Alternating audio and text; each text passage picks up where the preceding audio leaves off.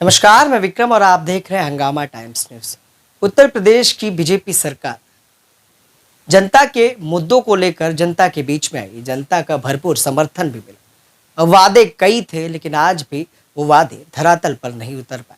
आपको बता दें कि भारत देश की और उत्तर प्रदेश की सबसे बड़ी समस्या बेरोजगारी है, जिसको लेकर कई तरह की भर्तियां तो निकाली गई लेकिन कोई भी भर्ती सफल तरीके से नहीं हो पाई। जहां पर आंगनवाड़ी, रसोइयां, पीआरडी जवान और कई ऐसे तमाम लोग हैं जैसे शिक्षा मित्र और शिक्षकों का जो भर्ती था उसको भी सरकार पूरा नहीं करा पाई। यहाँ तक नई भर्तियों के लिए परीक्षाएं भी योगी सरकार में सफल नहीं हो पाई।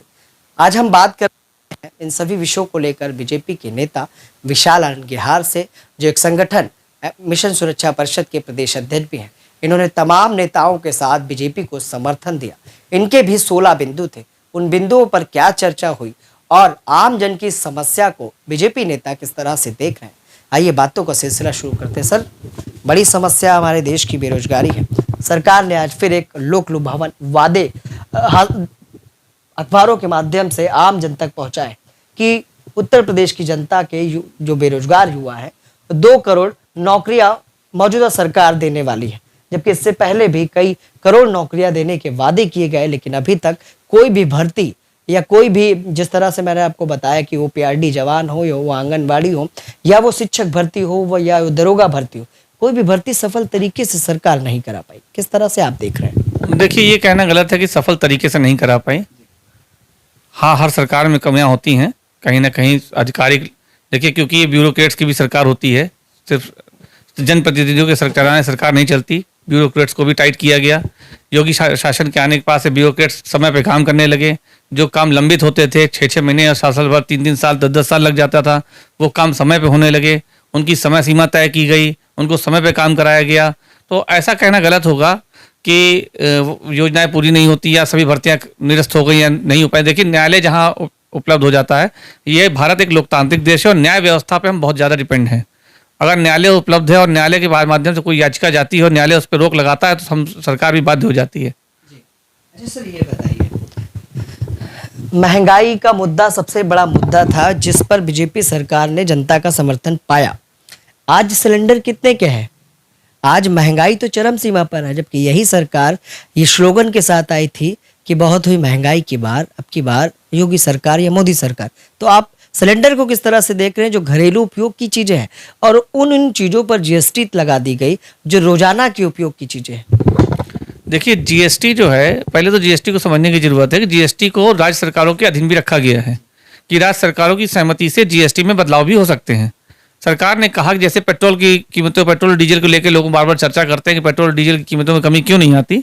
इसके लिए केंद्र सरकार ने विशेष रूप से कह रखा था कि जीएसटी के लेके अगर राज्य सरकार चाहेंगे तो पेट्रोल और डीजल को जीएसटी के दायरे में लाया जाएगा और जीएसटी के दायरे में आने के बाद उनके ऊपर जो अन्य टैक्स लगते हैं, वैट और अन्य टैक्स लगते हैं, वो कम हो जाएंगे। तो उसके बाद उनके रेट में भी कमी आएगी। देखिए, एक सिलेंडर के, हम सिर्फ सिलेंडर के 1100 रुपये के दाम को देखते हैं।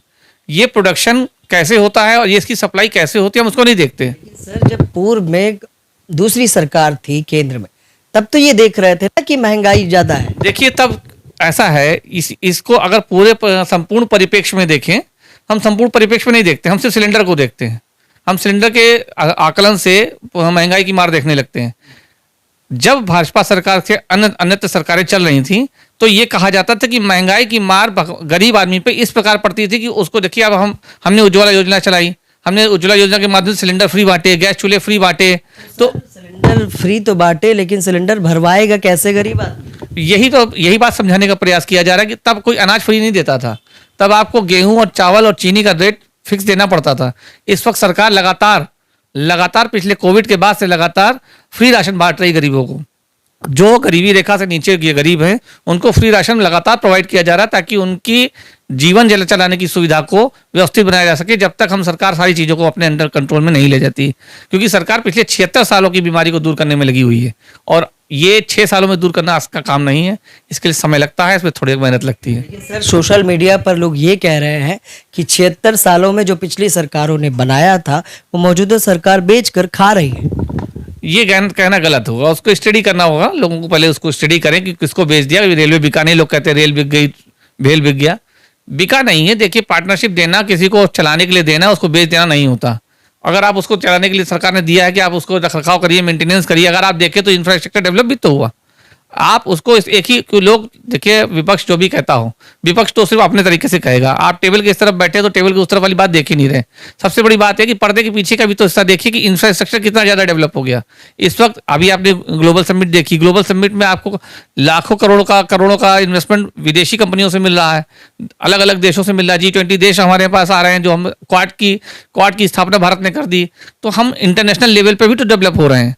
क्यों? क्योंकि हमने अपने इंफ्रास्ट्रक्चर को डेवलप किया, जिसकी वजह से महंगाई लोगों को दिखती है।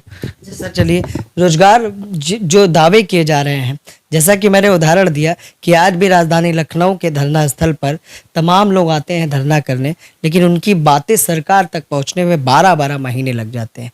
चाहे वो शिक्षा मित्र हो, चाहे वो शिक्षक हो, जिनकी भर्तियों को लेकर तमाम तरह का बवाल हुआ, तमाम तरह के धरना प्रदर्शन हुए। पीआरडी जवानों का मानदेय आज भी नहीं बढ़ पाया। देखिए, पीआरडी जवानों के लिए सरकार ने घोषणा कर दी है। इनके लिए 1 अप्रैल से के लिए घोषणा की जा चुकी है। 1 अप्रैल 2023 से इनका मानदेय 693 रुपये प्रतिदिन के हिसाब से तय कर दिया गया है। उसमें ड्यूटी का कुछ इशू चल रहा है, उसको भी सरकार डिस्कस कर रही है। 27 दिनों की ड्यूटी कुछ उनकी कम हो रही है, उस पर भी सरकार डिस्कशन कर रही है, विचार चल रहा है। हो सकता है उसको भी निर्माण किया जाएगा। रही बात शिक्षा मित्रों की, अगर आप समाजवादी सरकार के समय देख लीजिए तो शिक्षा मित्रों को पहले अध्यापक बनाया गया, फिर उनको डिमोट करके फिर वहीं ले आए। हमारी सरकार ने तो शिक्षा मित्रों का मानदेय 35 से 40 हजार तक किया, 30 से 45 हजार तक कर दिया था मानदेय। हाँ, आपकी सरकार ने तो 40,000 से 10 पे ला दिया। 40,000 से 10 नहीं, 2017 का देखिए, इसी को सही परिप्रेक्ष्य में देखने की जरूरत है। सुप्रीम कोर्ट का जो आदेश था 2017 का, उसके परिप्रेक्ष्य में गवर्नमेंट को जो सहायक अध्यापक बनाए गए थे शिक्षा मित्र, उनको वापस शिक्षा मित्र बनाना पड़ा, जिसकी वजह से उनका मानदेय वापस 10,000 पे आ गया। लोगों ने कह दिया कि नहीं, शिक्षा मित्रों का मानदेय घटा दिया। हमने शिक्षा मित्रों का मानदेय नहीं घटाया, जो सहायक अध्यापकों के बराबर उनको मानदेय दिया गया था। तो सुप्रीम कोर्ट के 2017 के फैसले के आधार पर, क्योंकि भाई हमको सुप्रीम कोर्ट, आपको पता ही है, न्यायपालिका सर्वोच्च है, सर्वोच्च न्याय के लिए हमको वहीं जाना होता है। अगर सर्वोच्च न्यायालय हमसे कह रहा है और आपसे भी कहेगा और कोई आदेश हो उसका, तो हमको अनुपालन करना होगा। उसके अनुपालन में, उसके कंप्लायंस में इनका मानदेय वापस 10,000 पे करना पड़ा, जो सहायक अध्यापक बनाए गए थे। लेकिन शिक्षा मित्रों की जो विषय है वो भी सरकार के विचाराधीन है, उस पर विचार चल रहा है कि कैसे इनका सही जो न्यायपूर्वक हो। क्योंकि देखिए, पिछली सरकारों ने हड़बड़ाहट में जो फैसले लिए, जिसका नतीजा निकलता है कि सर्वोच्च न्यायालय उनके फैसलों को पलटता है। तो हम न्याय उसको लाने का प्रयास कर रहे हैं ताकि उसको दोबारा पलटना ना पड़े और शिक्षा मित्रों को इस तरह की आपदा का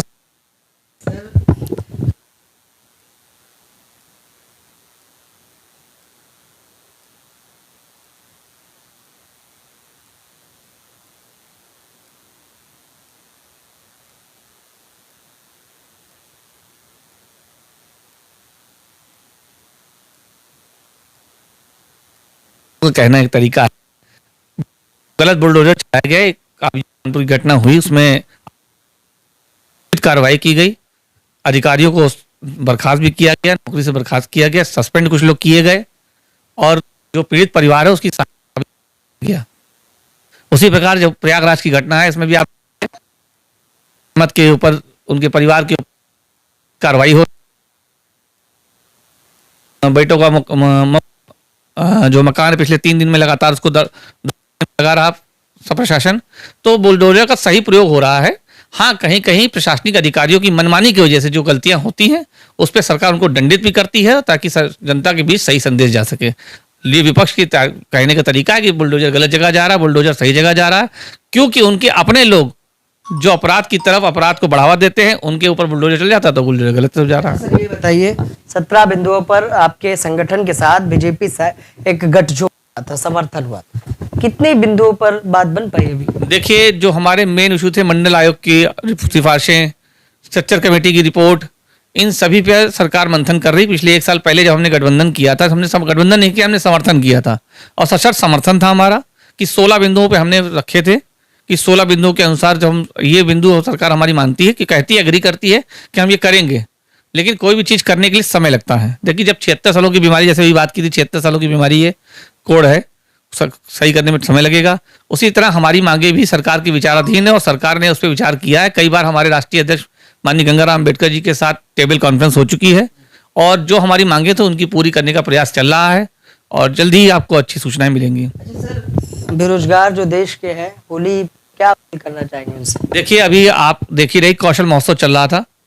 अभी कौशल महोत्सव का ही माहौल चल रहा है। कौशल महोत्सव के ये कौशल महोत्सव ये होली के अवसर पर ही लगाया गया। जो लोग क्या करते हैं, होली पे होली मिलन समारोह रख लेते हैं। हमारी सरकार में यही खासियत है, ये बेरोजगार युवाओं के लिए, उनको सेल्फ इंडिपेंडेंट बनाने के लिए, उनको इंडिपेंडेंट बनाने के लिए, उनको सेल्फ डिपेंडेंट बनाने के लिए कौशल महोत्सव जैसे प्रयास करती है। उनका कौशल देखिए, मोदी जी ने जब कोरोना का पीरियड था तब भी कहा कि आपदा में अवसर ढूंढिए। अर्थात अगर आपके पर आपकी सरकारी नौकरी चली गई, आपकी प्राइवेट नौकरी चली गई, आप बैंक से निकाले गए, किसी कंपनी से निकाले गए हैं, तो आप निराश्रय होके या असहाय होकर घर ना बैठिए, अपने कौशल का विकास करिए, जिसके लिए सरकार कौशल विकास का कार्यक्रम चलाती है। अपने कौशल को बढ़ाइए। कौशल महोत्सव के माध्यम से हम रोजगार प्रोवाइड करेंगे। और आप देखिए, पिछले 6 सालों में करीब 3 करोड़ से ऊपर का रोजगार कौशल विकास योजना के तहत बांटा जा चुका है। अब उसका रिकॉर्ड अगर आप चाहें तो वेबसाइट पर भी चेक कर सकते हैं। हाँ, श्रम मंत्रालय में जो लोग रजिस्टर्ड करते हैं तो उसके लिए जेम पोर्टल बनाया गया। जेम पोर्टल के माध्यम से भी आप देखेंगे तो सारी वैकेंसीज जो संविदा पे चलती थी, इससे पहले लोग उस पर बहुत घपले किया करते थे, पैसों का लेन देन होता था। अब जेम पोर्टल के माध्यम से डायरेक्ट कैंडिडेट तक पहुंचाई जाती है, ताकि उसमें कोई हेरफेर ना हो पाए। अच्छा सर, क्या कहना चाहेंगे, मतलब रोजगार मिलेगा उत्तर प्रदेश की जनताओं को? जिस तरह से आपने अभी बताया, आपने काफी अच्छे से जवाब दिया, मतलब अच्छे प्रवक्ता हैं आप। लेकिन क्या लगता है, जो आम जन की समस्या अभी भी बेरोजगारी और महंगाई बनी, महंगाई पर मौजूदा सरकार लगाम लगाएगी या ये और बढ़ती चली जाएगी? देखिए, महंगाई को रोकने के कई तरीके होते हैं। अगर इसको फाइनेंशियल टर्म्स में देखें तो आरबीआई इसका गवर्निंग बॉडी भी होती है, जो महंगाई के लिए repo rate, reverse repo rate, CRR ये कम ज़्यादा करती रहती है, लेकिन उसकी भी एक लिमिट होती है। अगर आरबीआई उस पर देखिए ज़्यादा लगाम लगाती है तो इस पर जनता पे भार पड़ता है। इसका भी कैलकुलेशन होना चाहिए। ये फाइनेंशियल टर्मिनोलॉजी है, इसके लिए आम जनता को नहीं बताई जाती। ये गवर्नमेंट प्रयास करती है कि इसको आरबीआई के द्वारा कहीं ना कहीं एडजस्ट किया जाए। रही बात गैस सिलेंडर की बात, तो उसके लिए भी सरकार लगातार प्रयास करती है कि कहीं ना कहीं जनता को सस्ता राशन, फ्री राशन ये प्रोवाइड करके डायरेक्ट आम आदमी तक। देखिए, पहले राशन मरता था, आम आदमी तक राशन नहीं पहुंचता था। आज आप जाइए तो हर राशन कार्ड उसका राशन प्राप्त हो रहा है। सर, राशन कर दिया, सिलेंडर महंगा कर दिया, कवर अभी तो इसको कवर करना इसलिए कहेंगे क्योंकि रेट को कैसे एडजस्ट किया जाए, क्योंकि ये भी इंटरनेशनल मार्केट से जो हमारा ऑयल आता है, क्रूड ऑयल आता है, वो उसके ऊपर डिपेंड करता है। कभी उसमें जितने फ्लक्चुएशंस होते हैं उस पर डिपेंड करता है। तो उसको भी जल्दी जल्दी कोशिश की जा रही है, गवर्नमेंट प्रयास कर रही है कैसे एडजस्ट किया जाए। दूसरी बात, होली का त्यौहार है। मैं अपने देश के बेरोजगार साथियों, युवाओं से अपील करता हूं कि देखिए, हंगामा टाइम्स चैनल के माध्यम से मैं आप लोगों को संदेश दे रहा हूं। योगी सरकार, मोदी सरकार, डबल इंजन की सरकार यूपी में चल रही है, भारत में चल रही है। आपसे प्रयास कोशिश की जा रही है, आपको रोजगार की समुचित व्यवस्था की जाए, आपको कौशल विकास, आपके कौशल को विकसित किया जा रहा है ताकि आप अपने कौशल पे अपना रोजगार खड़ा कर सके। एमएसएमई जैसी संस्थाएं हैं जो माइक्रो स्मॉल मीडियम इंटरप्राइजेस के माध्यम से आपको छोटे कुटीर उद्योगों को खोलने के लिए अच्छे लोन सिडबी और नाबार्ड के जो देने का प्रयास सरकार कर रही है। जब सबसे बड़ी बात है जानकारी का अभाव, कहीं जानकारी का अभाव होता है तो आप सरकार की विभिन्न वेबसाइटों में जाकर अपनी जानकारी को परिपूर्ण करें, और आपको रोजगार से लेकर अपना एंटरप्रेन्योर खड़े करने में सरकार पूर्ण सहयोग करेगी। सिंगल विंडो सिस्टम बनाया गया है, आपको पूर्ण सहयोग किया जाएगा। होली का त्यौहार है, सौहार्द के साथ मनाइए, प्रेम के साथ मनाइए। शब रात भी पड़ रहा है, तो मैं अपने हिंदू और मुस्लिम भाइयों से कहूंगा, दंगों से बचें, विवादों से बचें, सौहार्द के साथ होली और शब रात का त्यौहार मनाएं। शुक्रिया। तो ये थे हमारे साथ बीजेपी नेता जिन्होंने बड़ी बेबाकी